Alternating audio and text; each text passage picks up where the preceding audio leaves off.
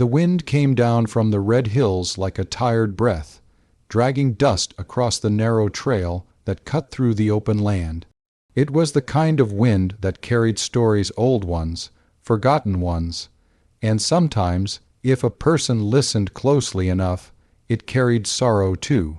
She walked against it. Each step was slow, careful, deliberate, not because she was weak, but because she had learned that the land did not forgive carelessness. Her dress, once bright with tribal patterns, had faded into the color of the earth itself.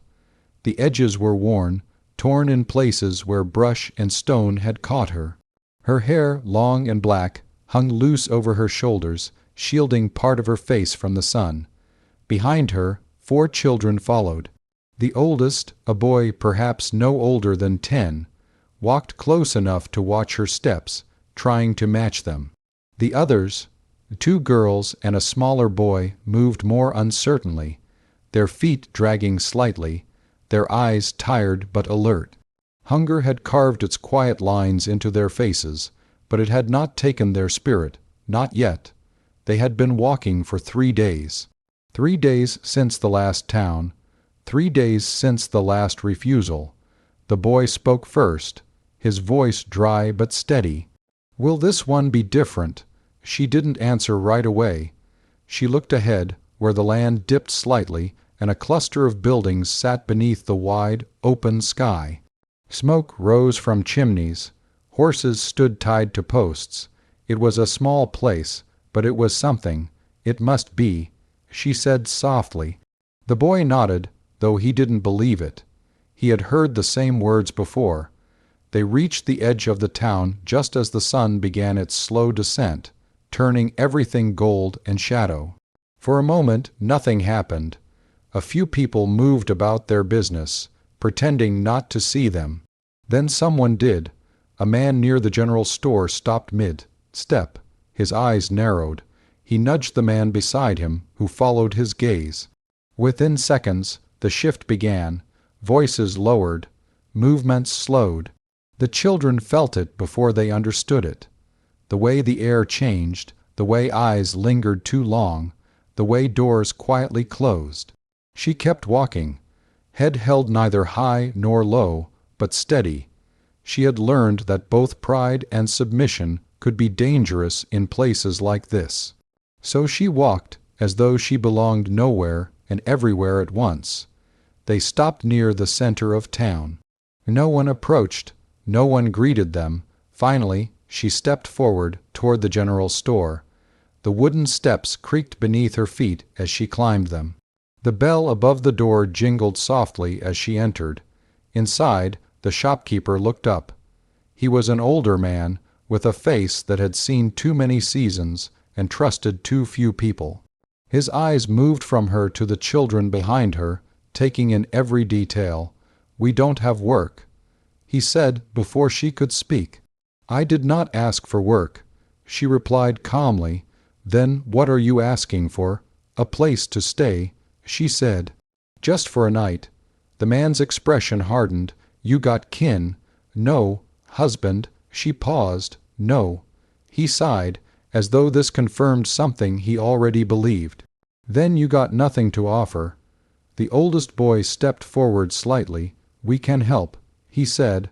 "I can't, boy." The man cut him off sharply. "This ain't your place to speak." The boy fell silent, but his jaw tightened. The woman placed a hand lightly on his shoulder, steadying him. "We will leave at sunrise," she said. "We only need shelter from the cold." The shopkeeper shook his head. "You should keep moving. There's a camp a few miles east. Your kind stays there." "My kind," she repeated, not with anger, but with something quieter. "You know what I mean," he said, avoiding her eyes now. She did know. She had heard it before, too many times. "Thank you," she said, though there was no gratitude in it, only finality. She turned and led the children back outside.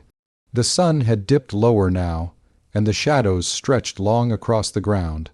The air carried a chill that would deepen with night. "Where do we go?" one of the younger girls asked, her voice barely above a whisper. The woman looked around. There were no answers in the faces that watched them, only distance, only quiet rejection. Then, from the far end of the street, came the sound. Slow hoofbeats, steady, unhurried, different. The town felt it instantly.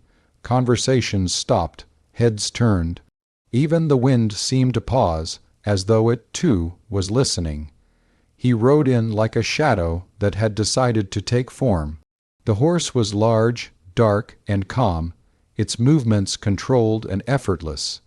The man who sat atop it wore a long coat that brushed against the saddle, its fabric worn but strong. A wide, brimmed hat cast his face in shadow, hiding his eyes from the world. He did not look at anyone. Not at the men who stepped aside, not at the women who pulled their children closer, not at the sheriff who stood near the saloon, watching with careful attention. He rode straight down the center of the street. Until he reached them, the horse slowed, stopped. For a moment, no one moved. The children instinctively stepped closer to the woman, their small hands clutching at her dress. The man on the horse tilted his head slightly. Not much, just enough, as though he were studying them, measuring something unseen. The woman met his gaze, though she could not fully see his eyes. There was no fear in her expression, only weariness and a quiet readiness for whatever came next. The silence stretched. Then, without a word, he swung one leg over and dismounted. His boots hit the ground with a dull thud. He stood there, still as stone. The town watched, waiting. He took a step forward. The children tensed. But he did not reach for a weapon. He did not raise his voice. He simply stood before them, close enough now that the dust settled around his boots. Up close, the woman could see more of him, the lines on his face, the faint scar that ran along his jaw. The way his expression held something deep and unreadable. He looked at each child in turn. The oldest boy met his gaze without flinching. The man's eyes lingered there a moment longer. Then he looked back at the woman, and finally he spoke. "I have two," he said. His voice was low, rough from disuse, like something that had not been used in a long time. The town leaned in, as though afraid to miss it. He continued, "Now we are 6. The words hung in the air, simple and impossible all at once. The woman blinked, unsure if she had heard correctly. "What?" she asked softly. He turned slightly, gesturing toward the far edge of town, where a small ranch sat beyond the last row of buildings. Smoke rose gently from its chimney. "My home," he said. "It's not much." He paused, "but it's enough." The children looked at him, then at their mother. The oldest boy stepped forward again, cautious. "Why?" he asked. It was a fair question. The man looked down at him. For a long moment he said nothing. Then, quietly, he answered, "Because no one else will." There was no pity in his voice. No heroism, just truth, the kind that didn't ask for recognition. The woman studied him. There were 1,000 reasons to refuse. 1,000 dangers in trusting a stranger in a land that had given her nothing but rejection. But there was something in him. Not kindness, not exactly, something steadier, something that did not waver. She looked at her children, saw the exhaustion in their eyes, the hunger, the fading hope. Then she nodded. "We will come," she said. A murmur rippled through the town, disbelief, disapproval, fear of what this meant. The sheriff stepped forward slightly.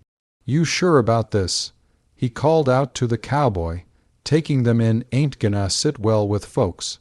The cowboy didn't even look at him. He simply reached for the reins of his horse and began to walk. After a moment, the woman and her children followed. No one stopped them. No one spoke. The town watched as they moved away, toward the edge of everything they knew.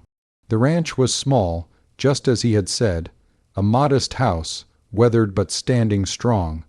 A barn that leaned slightly but held its shape. A fence that had been repaired more than once. It was not much, but it was something. Inside, the air was warm.